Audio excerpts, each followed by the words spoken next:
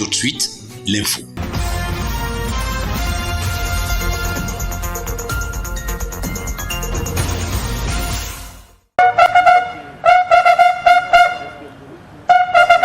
Le général de corps d'armée, René-Claude Meka, chef d'état-major des armées, était en visite de travail de 72 heures dans la région de l'extrême nord. Il était accompagné du général de division Baba Soulé, chef d'état-major de l'armée de terre, du poste de commandement de la 4e région militaire interarmée de Marois à Mora au poste de commandement du 1er secteur de la force multinationale mixte. Le chef de l'état-major a visité tous les postes et avant-postes de commandement de l'armée de la région, des plus petits aux grands.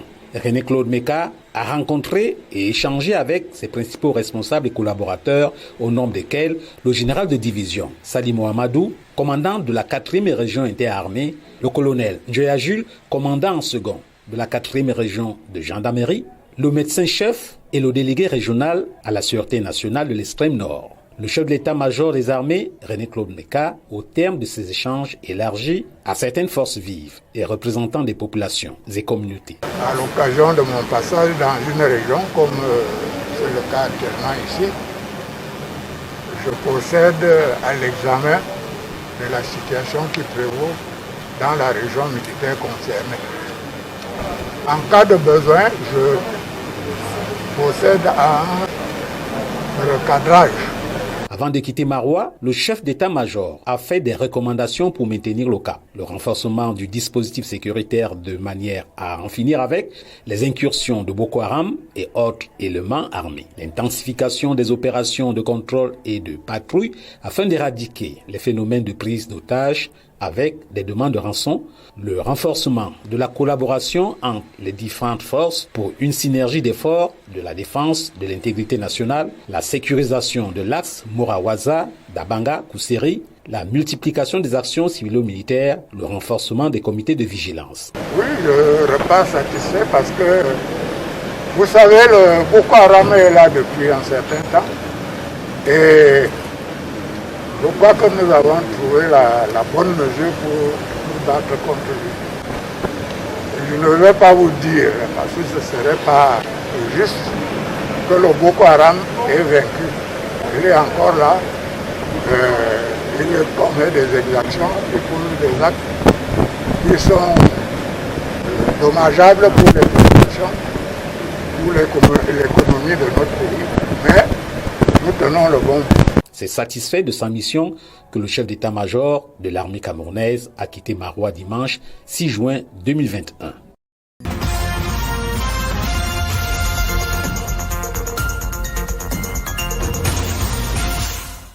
Campagne d'information et de formation des personnels de la Direction générale des impôts et les opérateurs économiques sur la dématérialisation des procédures fiscales et ses innovations, notamment la télédéclaration des impôts et leur paiement. La caravane de la Direction générale des impôts a fait halte au centre des impôts de l'extrême nord à Marois le 4 juin 2021. Au programme de la formation, 5 modules. Les innovations en matière d'impôts sur le revenu, sur la TVA, sur les droits d'enregistrement, pour ne citer que celle-là. Une étape de finalisation de toute cette procédure de dématérialisation qui a été entamée au niveau de la Direction générale des impôts par la direction des grandes entreprises en 2014, les centres des impôts des moyennes entreprises en 2018 et en 2021, nous sommes donc dans les centres divisionnaires des impôts et nous terminerons avec les centres divisionnaires des impôts de l'Interland.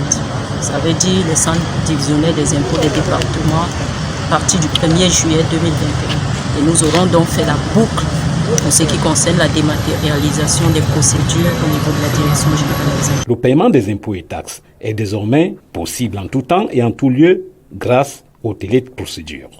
Elle concerne tout ce qui est télédéclaration des impôts, droits et taxes auxquels sont assujettis les contribuables et également le paiement.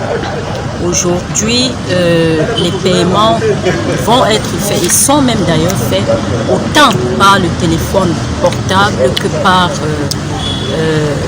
le virement bancaire et en espèces au niveau des guichets de banque.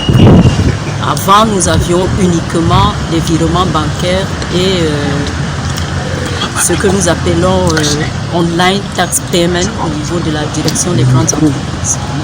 Destination suivante de la caravane de formation aux télédéclarations des impôts Garoua et Ngaoundéré.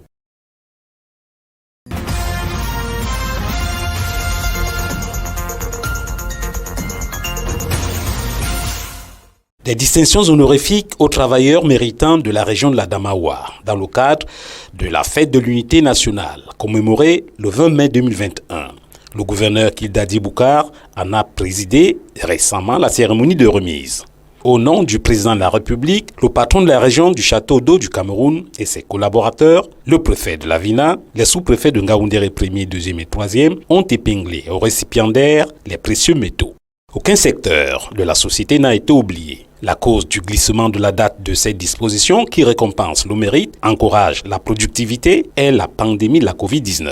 Ça devrait être le 20 mai, mais nous avons préféré le faire différé à cause de la conjoncture marquée par le coronavirus. Nous voulons relever la détermination et la volonté farouche du chef de l'État à relever tous les défis. Cette cérémonie a eu lieu grâce à son intelligence et en mettant l'homme au centre de ses actions, tout naturellement donc, certains Camerounais viennent d'être décorés aujourd'hui. Quelques récipiendaires à la fin de l'heureuse cérémonie. C'est ma première médaille. La joie est à son comble. Nous sommes vraiment reconnaissants de cette marque de gratitude que le haut commandement nous a offert. Expression de confiance, de remerciement et d'une invite renouvelée, n'est-ce pas, à être un serviteur dévoué, à être un serviteur laborieux et aussi à respecter la déontologie pastorale et étatique. Il y a déjà cette passion, cette volonté qui fait à ce que je puisse porter haut l'image des aéroports du Cameroun à l'aéroport de Ngaoundéré. C'est une interpellation à plus de travail, à plus d'ardeur au travail. Il faudrait davantage, plus d'efforts, non seulement pour me maintenir, mais pour mieux encadrer mes étudiants. Pourquoi ne pas le redire? C'est le travail qui paye.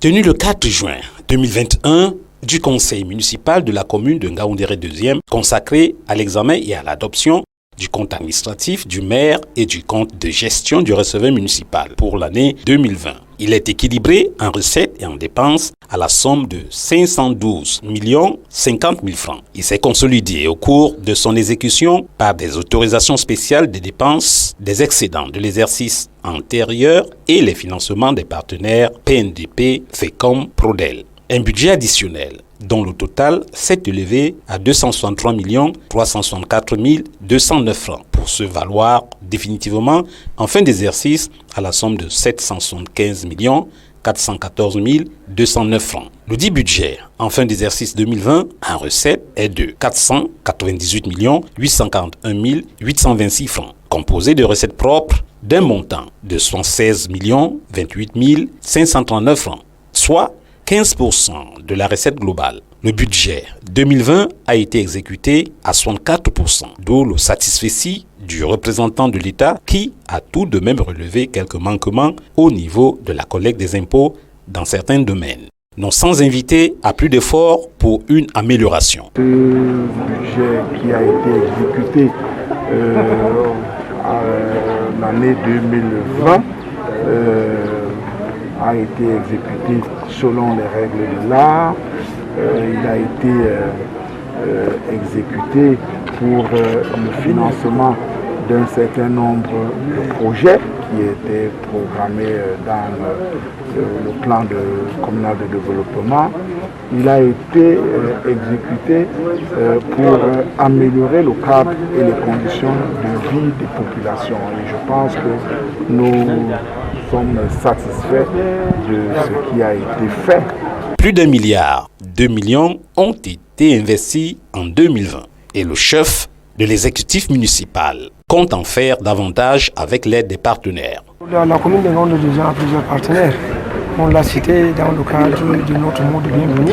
Nous avons le premier partenaire de FECOM, avec qui nous avons entrepris, nous avons signé une convention pour la construction de 126 boutiques pour un montant de 479 millions.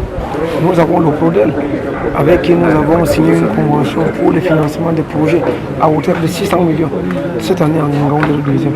Avec le PNDP, il y a beaucoup d'autres projets. Il y a un pont de plus de 100 millions et un grand magasin de stockage de produits agroalimentaires à Daran qui a été signé et nous attendons le lancement des marchés pour que ce projet soit palpable sur le terrain.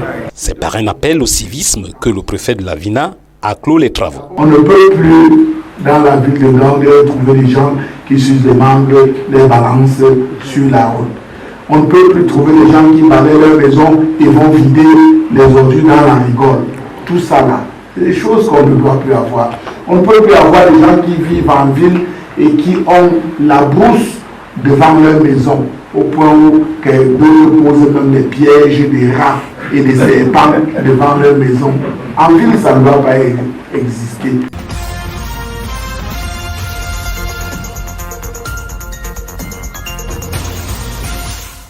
L'éducation comme creuset à l'émancipation économique de la jeune femme.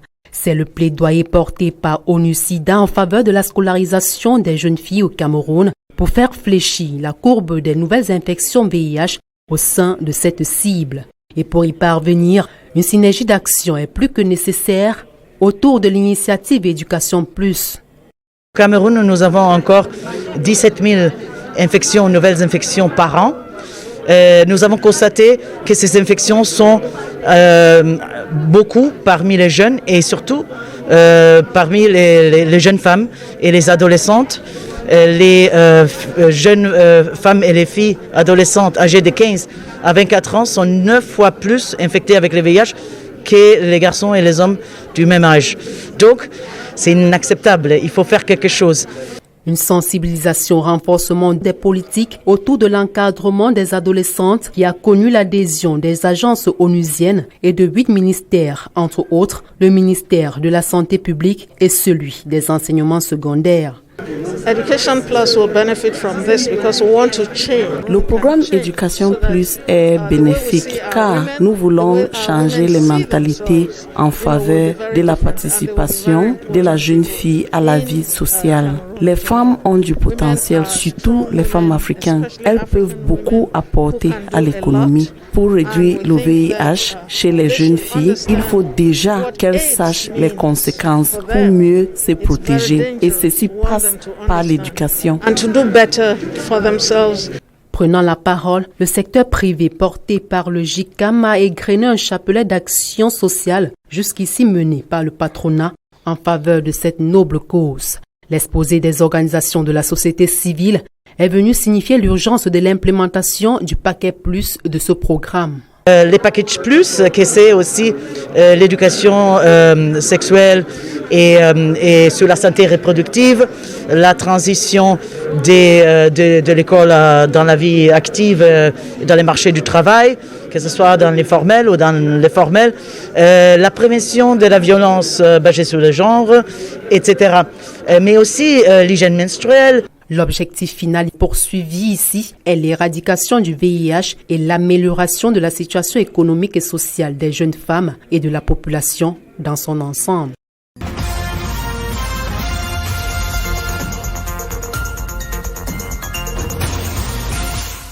Coup de filet de la gendarmerie nationale camerounaise à Douala.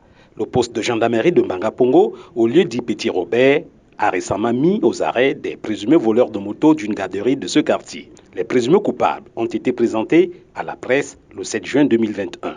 Oui, dans la nuit de 31, nous avions eu l'information qu'il y avait un groupe d'une trentaine d'individus dans un parking qui tentaient de piller. Et ils étaient armés de machettes et de gourdins. Aussitôt, j'ai appelé mon chef de poste de Mbangapongo et je lui ai demandé de se déployer immédiatement sur les lieux avec son personnel. Il s'est donc avancé et il était 3 heures. Et quand nous sommes arrivés, on a constaté qu'ils avaient pillé le parking et une boutique de brocante qui se trouvait à côté.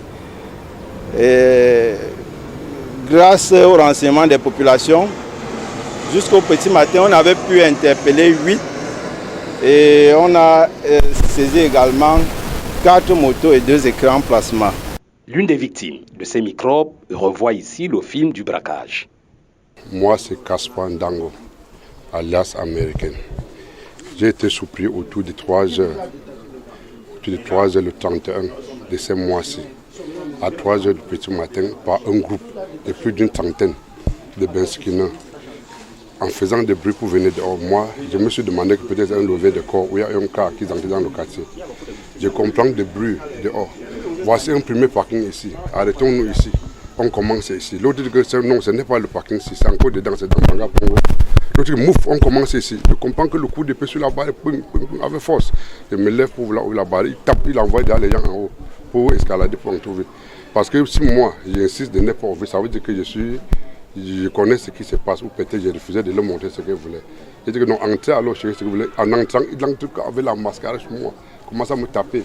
Ce que j'ai reconnu à le monsieur qui était en culotte short, qui se retrouve parmi eux, qui était le premier à prendre l'appareil dans ma chambre. Le monsieur ici, le voici. Qui s'approche ici? Qui s'est mis dans ma chambre, il a arrêté, et le petit ampli qu'on doit acheter à main, voilà ça là-bas. Mets ton nom au niveau de la porte. Entrez avec. Il est le premier à prendre l'appareil dans ma chambre. C'est pendant qu'on me tapait avec mon enfant de 12 ans. Si donc frappé l'enfant n'a pas été tombé à terre. Je crie maintenant à mon patois à l'enfant que bon, pardon pour signaler là-bas que si vous voyez les Benskina sortir avec des groupes de choses, pardon, vous arrêtez, c'est moi qu'on a tué, nous sommes encore dans le parking. Vous arrêtez. C'est là que l'enfant faufile entre eux. C'est pendant d'autres sont venus arrêter la gendarmerie. Depuis la création du poste de gendarmerie de Mbanga Pongo, le quartier a retrouvé sa quiétude. Le poste de gendarmerie de Mbanga Pongo a un personnel dynamique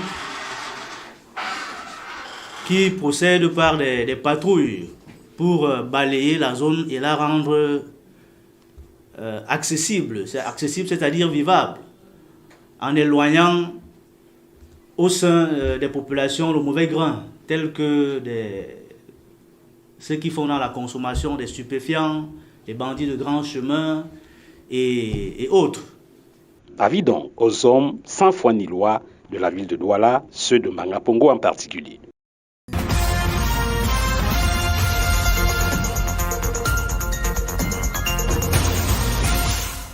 L'histoire retiendra que c'est le site touristique et historique du lac Tisson, situé à une dizaine de kilomètres de la capitale du château d'eau, Ngaoundéré au Cameroun, construit par les colons allemands il y a 120 années et récemment réaménagé par l'État, qui a abrité le 2 juin 2021 la cérémonie marquant la 15e édition de la Journée mondiale du tourisme responsable avec pour thème « Tourisme sexuel, un crime sans frontières ». La cérémonie couplée à celle de l'installation du comité provisoire de gestion du dit site était présidée par le ministre d'État, ministre du Tourisme et des Loisirs, Beloubouba Maïgari. Je viens ici non seulement pour installer le comité de gestion, mais aussi pour célébrer la Journée mondiale du tourisme avec un thème bien précis que vous avez rappelé, le tourisme responsable et respectueux, qui proscrit notamment un fléau qui malheureusement tend à se développer dans le monde, le tourisme sexuel.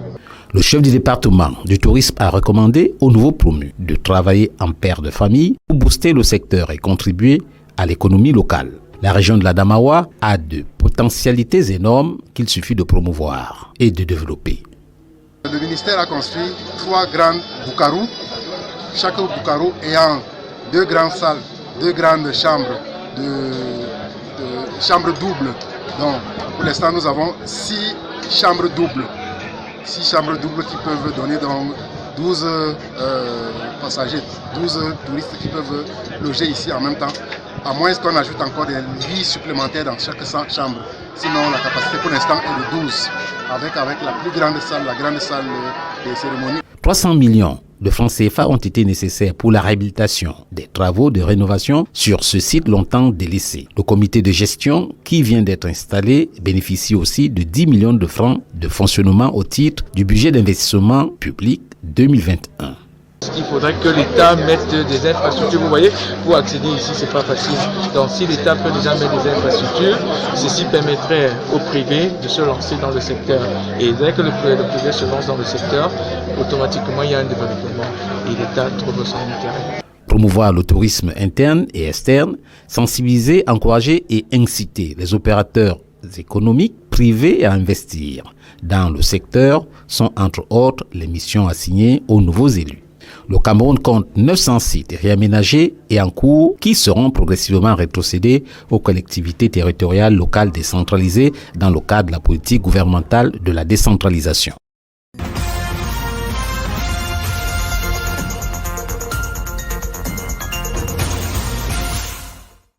Préparer la ville de Douala à une relance économique post-Covid-19. C'est dans ce cadre qu'a eu lieu la tournée économique du chef du nouvel exécutif municipal, Mbassa Diné, dans certaines entreprises de la place telles que les brasseries du Cameroun, Bocom Petroleum et Tract Afrique.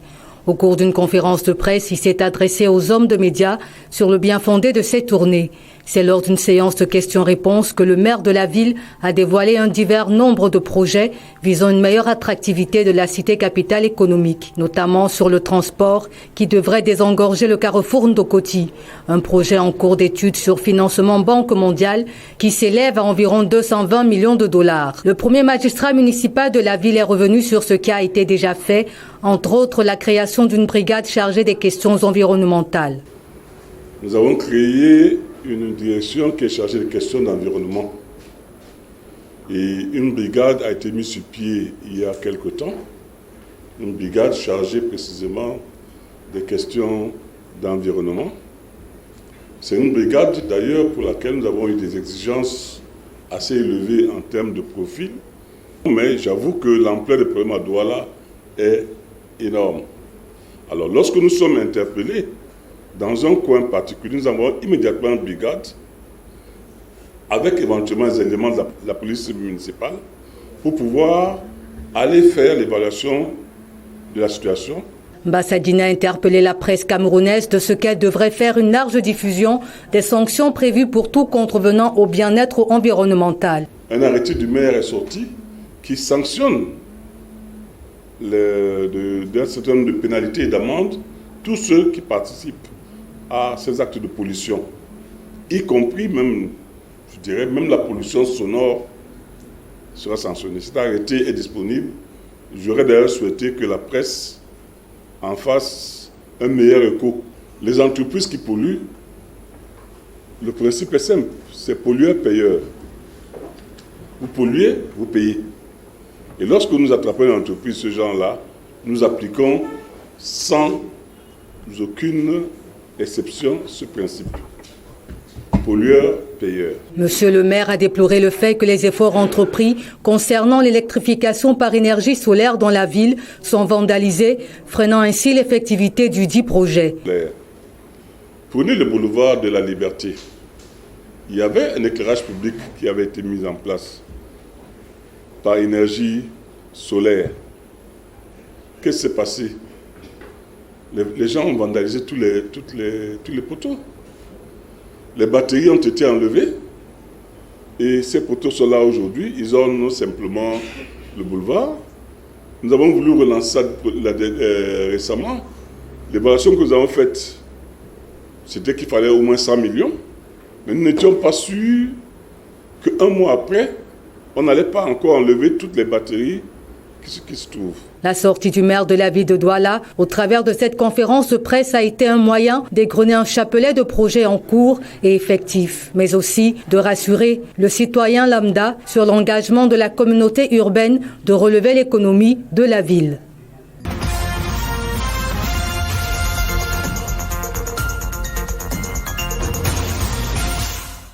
Inauguré à grande pompe le 19 avril 2021 et rétrocédé à la ville de Ngaoundéré par le ministre des Sports et de l'Éducation physique, le professeur Narcisse Mouele Kombi, le complexe sportif Parcours Vita de Ngaoundéré n'est toujours pas fonctionnel, faute de moyens nécessaires.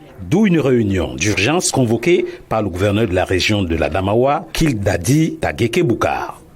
Opportunément, aussitôt après le passage du ministre de Sport et de l'Éducation physique, qui est venu rétrocéder le parcours Vita, qui est un don du président de la République à la communauté, à la mairie de la ville de Ngaoundéré. Nous avons pensé que aussitôt il faut engager des actions pour opérationnaliser ce parcours Vita. La délégation régionale des sports et de l'éducation physique, les services de la santé, de la sécurité, bref, toutes les parties prenantes ont répondu présentes à cette réunion élargie aux élus locaux et aux forces vives de la région. Il n'est pas question de laisser sombrer ce précieux cadeau du chef de l'État Paul Biya dans le néant. La population doit s'en approprier. Tel est l'essentiel du message qu'a passé le numéro 1 de la région qui a remis, séance tenante, un lot de matériel au jeune directeur Nioé Eugène. Oui, merci. Après cette réunion fort opportune, nous sommes d'abord rassurés parce que nous sommes assistés déjà par la très haute hiérarchie de la région. Nous allons, avec toutes les synergies qui viendront s'ajouter à cela, mettre en branle les activités prévues par le parcours Vita et par notre hiérarchie technique. Et vous savez, nous sommes comme un bébé. Le patron de la région a invité toutes les forces vives de la région à faire autant pour sauver cette infrastructure sportive dont l'importance pour la population est évidente. Nous allons mettre en place ce comité de gestion prévu par les textes, mais qui sera formalisé par le ministre des Sports et de l'Éducation physique. Nous allons également de manière interne sélectionner les membres de gestion et également les autres parties prenantes comme la sécurité.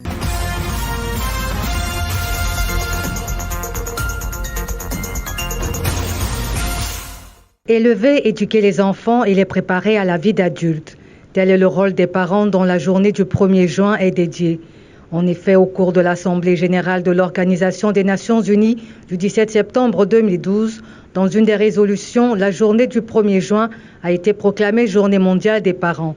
Objectif, mettre à l'honneur ces personnes, lesquelles, si elles ont donné la vie ou pas, s'occupent de l'éducation d'une géniture.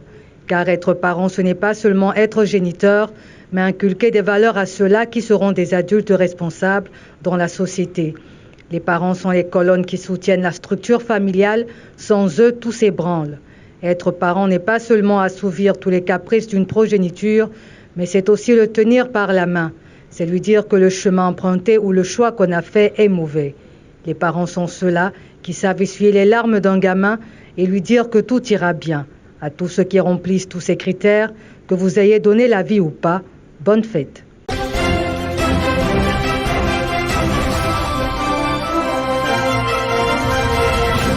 Laying down rules to respect the terms for the employment of temporary workers in enterprises and the promotion of vocational training is the raison d'être of a workshop that opened in Douala Wednesday the 9th of June 2021. Presided by the Minister of Employment and Vocational Training, Issa Chiruma Bakari raised the need of reviewing the place value in vocational training, its importance in nation building to ensure proper employment conditions to the youth. The private sector and para-public sector being the main users of temporary workers, it is observed generally they do not follow the right procedure of recruitment said to be abusive, recruiting mostly foreigners. We want to promote and to tell people that there is a framework that governs the employment, the temporary employment in Cameroon. So we are here today to call on all our partners, be them private or public, that the government has laid down rules that everybody has to follow. So those who don't respect these laid down rules have sanctions too. The Labour Code and a text laying down the conditions for the opening and rules for the functioning of temporary employment companies by Prime Ministerial Decree comes to regulate the sector with innovations discussed during the workshop. These new rules and regulation on our activity in terms of sorting, doing like a filter at the entrance to companies that was coming like adventurers, and also set the standards very high. Vocational training enhances employability skills and facilitates integration into the job market. The minister reiterated the need for parents to get their children enrolled in vocational schools so as to reduce youth unemployment.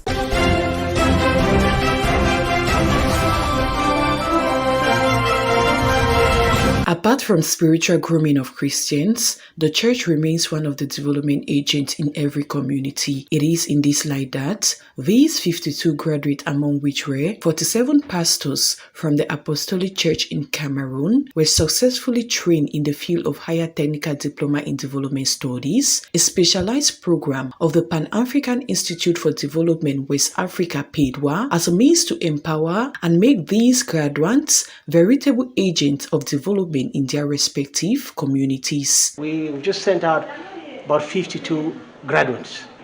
47 of them are pastors of the Apostolic Church in Cameroon, and the 5 others are just other students who participate or registered in the program.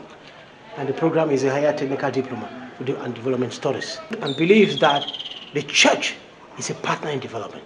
Institutions of development are 3. You got a state, you got a church, and you got non-governmental institutions or organizations. And so they need constant training, acquisition of new skills, professional skills and capacity development, empowerment, so that they can better lead the church. So that the church, as a tool for development, can change the lives of the community. On his part, the president of the Apostolic Church in Cameroon, Pastor Motam Sunday, acknowledged that the pastoral profession is rapidly changing. Hence, there is need to empower pastors in other fields of works, as this will ensure continuity in the church developmental project that in turn will benefit its communities. We only thought of spirituality. We only thought of prayers, but now we have become with the sense to know that development is also expected of us, the church. So we are now putting in much, especially to the pastors. We pay more than 70% of their fee to that training. So we are happy to see them work for the church. Taking place in the presence of the hierarchy of the institution, family members and well-wishers, this graduation of the batch of students from PADWA was christened, building our graduates to be active in a changing environment.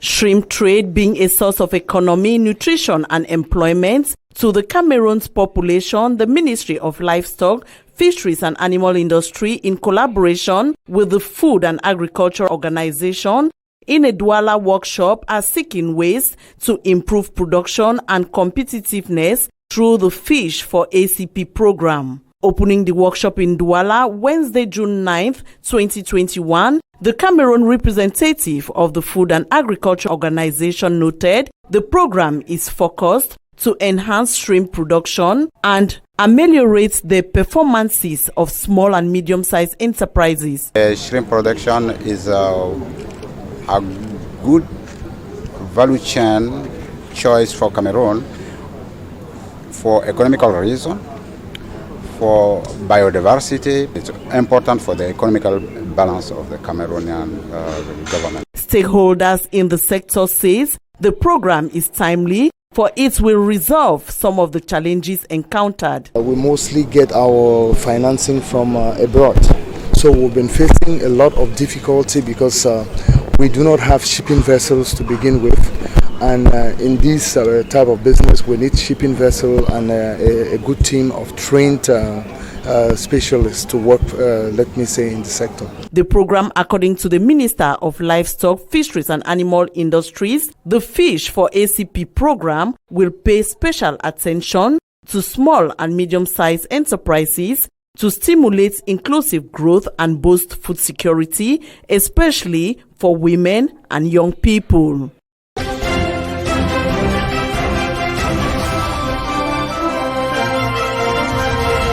The whistle of official exam has been blown in Cameroon. The 7th and the 8th of June 2021 respectively marked the beginning of the Baccalaureate Technique, Baccalaureate General and the Technical GCE exams all over the national territory. At the Lycée Polyvalent de Bonabéry and the Lycée Technique d'Aqua, strict measures have been put in place to control the students. First, it is the control of temperature, followed by the checkup of metallic objects. Once on the school campus, the students are asked to wash their hands and get rid of their bags before going into the classrooms. At the gate, just like at the entrance of the examination halls, students are placed under strict scrutiny. Nous n'avons pas eu cette difficulté majeure. We didn't face any major difficulty this year, thanks to our experience in the profession. This made us to anticipate the level of difficulties. Before the exams, we held meetings and seminars where we sensitized some of our staff involved in the examination process. We equally held meetings prior to the exams with our students to sensitize them concerning the exams and the barrier measures against the COVID-19 pandemic. On the other hand, June 29 is the date set aside for the kickoff of GCE Ordinary Level and Advanced Levels, and July 12, 2021 will mark the end of the aforementioned examination. For the Francophone subsystem of education, the exams will end this weekend. The 2021 edition of official exam being launched, it is therefore left on the students to give back what they have been receiving in terms of lectures.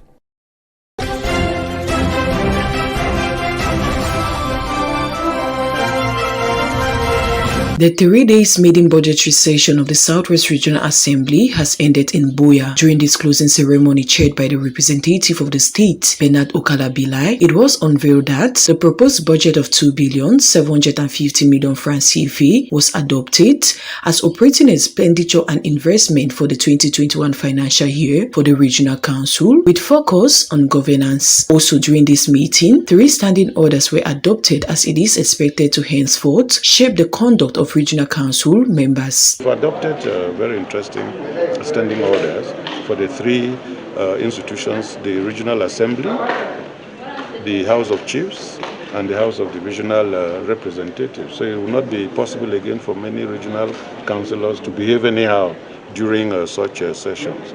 Then of course the budget which is the main source of the resources which will permit us to go down to our constituencies, which we balanced it at 2,750 million revenue and expenditure. During the 2 days intensive deliberations that held at the level of different committees, some recommendations were made by committee members. Among them is the need to ensure the effective involvement of the population of the 2 English-speaking regions of Cameroon for an effective realization of the decentralization process. The people of the Southwest region, and particularly the English-speaking communities in this country, have tasted what decentralization is all about. Any attempt to undo what is decentralization will not be good signals for our people. Representing the state, the Southwest Governor Bernard Okala-Bilai, in his closing remark, tasked the Southwest Regional Council members to immediately commence work without any further complaint as the long-awaited financial resources has been made available. We have now the instrument to work. You listen to the statement of the governor. We have no excuse. We're set to work.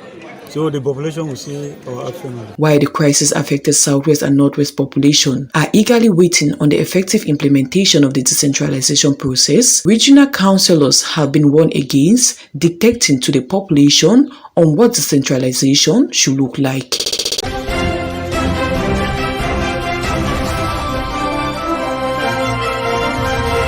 Out of the sum of 2.5 billion francs CFA set aside as projected revenue collection for the 2020 financial year of the Buea Council, 69.5% was realized for the 2020 financial year, down from 59.2% in 2019. This increase in revenue collection for the Buea Council was revealed by Barrister David Mafani Namange, Mayor of the Buea Council, during this first ordinary session of the Buea Council set aside to examine the administrative, management and stores management account for the council for the year 2021. Taking into consideration the ugly face of the COVID-19 pandemic and the sociopolitical crisis in the Northwest and Southwest regions, we still manage, thanks to some devoted staff and the population of Buea, not leaving out the councillors and administration, the forces of law and order, they all accompanied us to realize a budget of slightly above 69.5% in revenue, and in expenditure we're close to 60%. With what we realized that thanks to God and those I cited, it was a positive year. We could have done better if we were living in peace. In his opening speech, Mayor David Mafani indicated that despite the prevailing context of the COVID-19 and the socio-political crisis that has greatly affected the activities of the Buea Council, some projects including the payment of salary arrears, payment of retirement benefits, payment of inherited debts, among others, were realized. We have cleared salaries arrears, we have paid salaries up to date in our Buea Council, and other investments were carried out. And I want to say that, like some roads, the street lighting of Buea municipality, we dug some boreholes because water is a problem in Buea.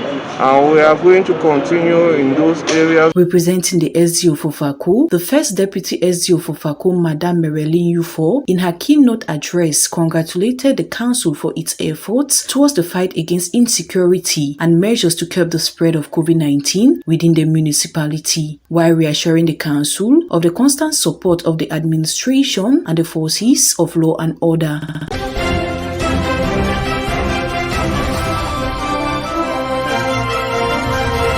Chimi Maiva and Kenny Eme Bruce are respectively Miss and Master Albinos 2021, placed under the theme Let's Make Discrimination a Faraway Issue. The just ended Miss and Master 2021 contest, organized in prelude to the International Albinism Awareness Day, celebrated every 13th June of the year. Organized by the Cameroon Albinos Women Association, the 2021 Miss and Master Albinos contest was at its 6th edition this June 6th at the Douala French Institute. After showcasing their beauty, intelligence, ambitions, and determination in glamorous outfits, it was time for the jury to declare the winners of the 2021 edition.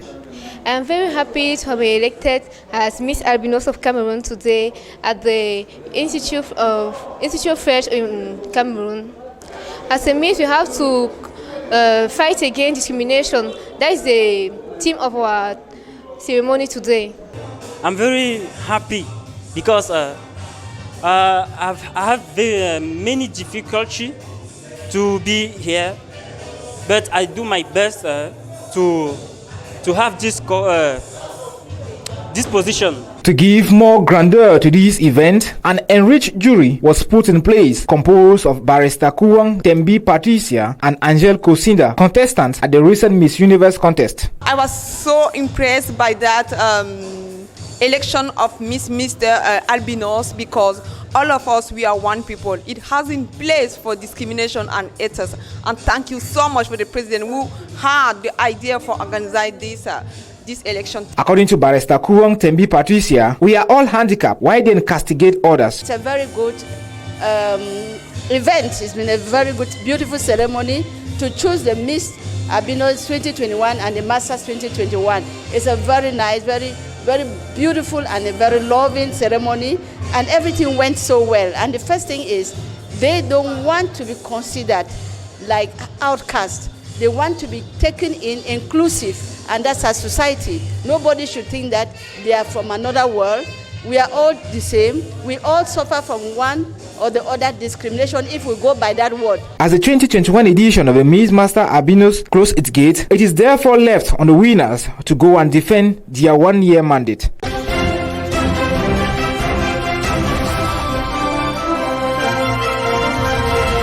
Cameroon has joined the international community to commemorate the World Environment Day, celebrated every June 5th of the year. Instituted by the United Nations General Assembly in 1972, the 2021 edition of the World Environment Day is celebrated under the theme Ecosystem Restoration. To mark the celebration of the 49th edition of the World Environment Day, the Littoral Regional Delegate for the Ministry of Environment, Nature Protection and Sustainable Development organized a one-day workshop to sensitize city dwellers on the importance of restoring the ecosystem.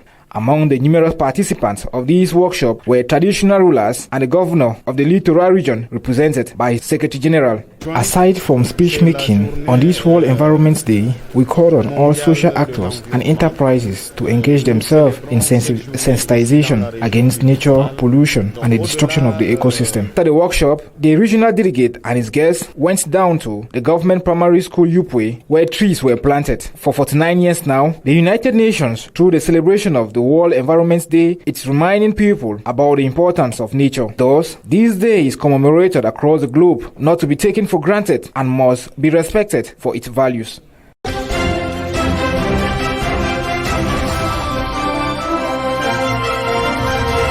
The Association of Insurance Companies in Cameroon, ASAC, has elected a new executive bureau placed under the patronage of the Minister of Finance, Louis Paul Mutaze. The new executive bureau was installed this Friday, June 4, 2021, in Douala by the Minister of Finance under the watchful eyes of the littoral governor, Samuel Iva Adibois. After their installation, the new executive bureau will have as primary task to catch up with other insurance markets in Africa like that of Ivory Coast. The main challenge for us is to see some key figures. The Ivorian insurance market is 410 billion CFA francs. The Cameroonian insurance market is 210 billion CFA francs. It means that we have a lot of work. And for that we have 3 pillars. The first pillar is all the insurances which are compulsory in our country.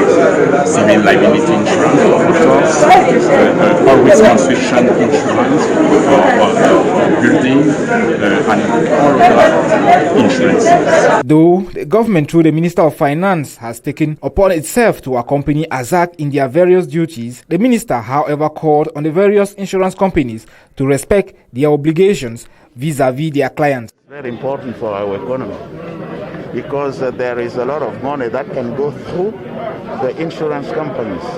And this is very important. And the discussion we have had, because we have had a working session before this ceremony, I had a working session with the people of ASAC, their new bureau, and we have discovered that our country is a little bit far behind. For 2 years, Mr. Thierry Kepeden and his team will have to work hard in order to evaluate the Cameroon insurance market, which is badly heated by the COVID-19 pandemic.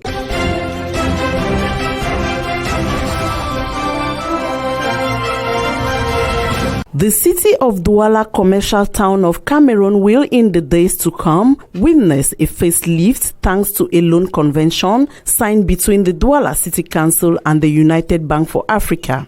The loan convention signed Friday, June 4th, 2021 in Douala worth 3.2 billion CFA francs. Funds, according to the Douala City Mayor, Roger Mbassadine, are destined to finance development projects such as road infrastructures, drainage systems, and compensate the evicted population affected by the said projects. On the occasion, the city mayor signed on the behalf of the City Council, while Jude Anele, Managing Director and CEO, signed for the Cameroon branch of the United Bank for Africa. The granting of the loan falls in line with the entity's duty of corporate social responsibility. Douala is the commercial capital of Cameroon and is actually the business heart of Cameroon. And we believe that Douala can be made a lot better than it is today. Douala is not bad, but it can be 10, 20 times better than it is. And it will also attract more investment. We know that Cameroon is also the gateway to Central Africa. And Cameroon also contributes almost 40% of the GDP of Central Africa. And that Cameroon we are talking about is Douala. Upon completion of the project scheduled to kick off in July 2021, Douala will be transformed into a modern city with potholes, poor drainage system being something of the past. A modern city with better living conditions, increase in economic growth is what is expected in the nearest future.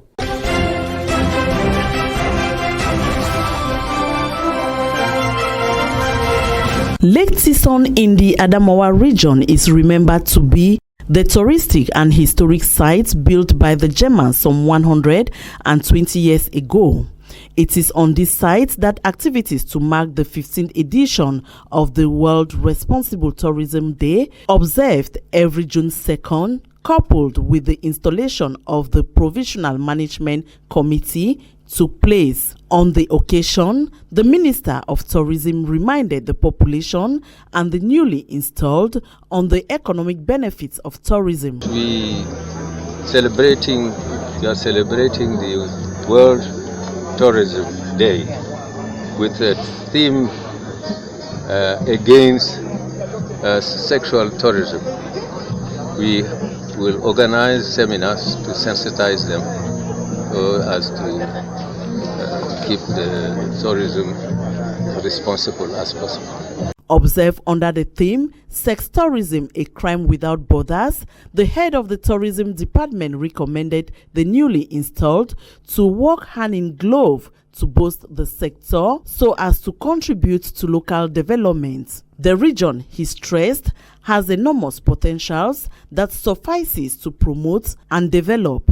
Promoting internal and external tourism, sensitizing, encouraging and stimulating private operators to invest in the sector are amongst other issues assigned to the newly elected officials.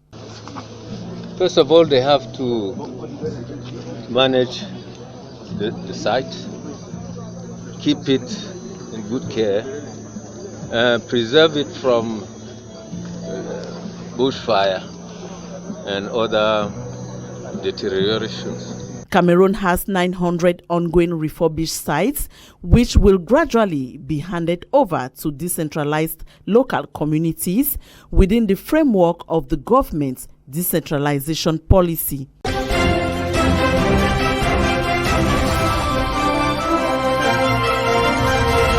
$3 billion CFA francs is the voted budget at the end of this first ordinary session of the Littoral Regional Council. For 3 days, the president of the Regional Council, plus executive bureau members and the regional councillors work day and night in order to come to a compromise. It is not a big budget, 3 billion.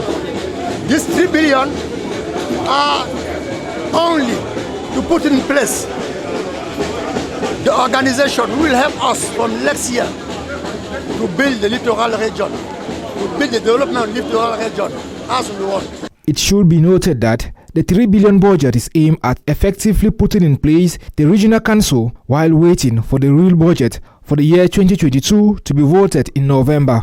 In this slide, it is therefore in 2022 that works in the littoral region will effectively kickstart under the regional council. Aside the voting of the budget, many other resolutions like the putting in place of internal rules and the solicitation of FEICOM to accompany the regional council in its activities were taken. As this first ordinary session of the Littoral Regional Council ends this Wednesday, June 3, 2021 at the Aqua Ceremonial Hall, the month of November is expected to host the second ordinary session of the Littoral Regional Council.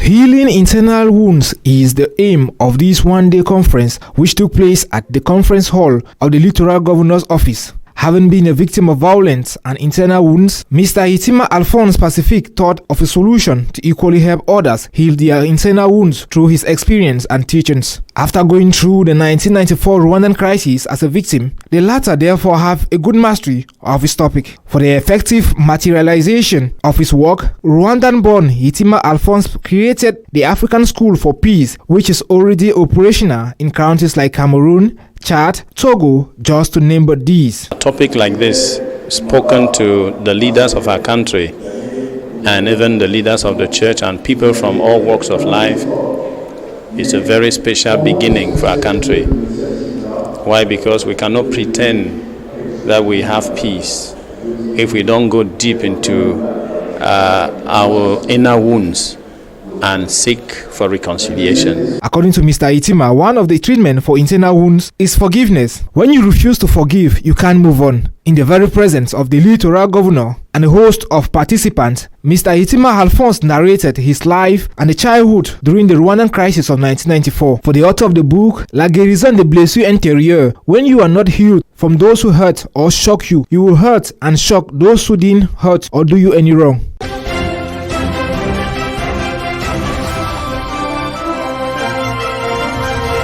The sum of 2,750 million francs CFA is the proposed budget for the Southwest Regional Assembly. Also peculiar about this pioneer budgetary session of the Southwest Regional Assembly was the examination of the standing orders of the Regional Assembly. I know that this is our first budget session since we came into office. We have two main items on the agenda to examine, vote and adopt the budget for 2021. And is to examine, vote and adopt the standing orders of the Regional Assembly first, of the standing orders of the House of Chiefs and the standing orders of the House of the Regional Representatives. In his speech, the president of the Southwest Regional Assembly, Zacchaeus Elangu, indicated that the priority areas for the budget will be for the proper running of the Southwest Regional Assembly. As part of the budget will be used for the purchase of office equipment, the organization of seminars for regional councillors, among others, that will enable them go down to the field to better identify the needs of the Southwest population. That according to the law, the Regional Assembly is structured as follows.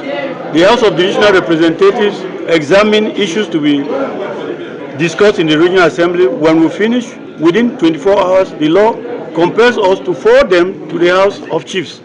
The House of Chiefs now will examine if they have observations to make or there's any rejection, they will send it back to us.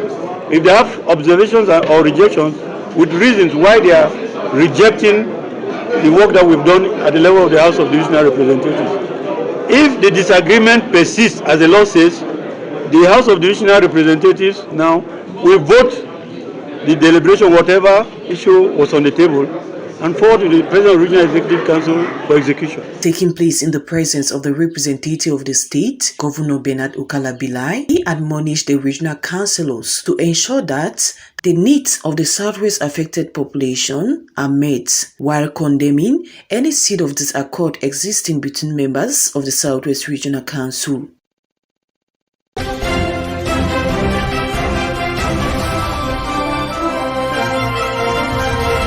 Inaugurated on April 19 by the Minister of Sports and Physical Education, Narcisse Moelle-Kombi, the Ngaoundéré Recreational and Sporting Facility built on a 40-hectare piece of land is yet to be accessible to the population. Lack of adequate materials being the setback of its being open to the population. An emergency meeting was recently convened by the governor of the Adamawa region with stakeholders in the sector for a quick solution. We have deemed it necessary to have this meeting to let know that the structure is very important and we don't have time to waste by using this very important space. So we have recommended that first and foremost the space should be secure, and all the stakeholders should play their game, their petition, because it's very important that the financial budget and the financial structures should also be enacted. The governor, at the end of the meeting, handed out some materials, after which he called on the other stakeholders to follow suit and not to relent efforts to see into it that the population of the region in the nearest future gets access to this facility. That stakeholders like the state accountant, the police and the gendarmerie should also be informed that they should start work in that place to enable the population of Ngaoundéré to have the pleasure to enjoy this presidential gift. It is worth noting the imposing sports facility, which is a precious gift from the head of state, is to encourage the city dwellers to exercise and leisure.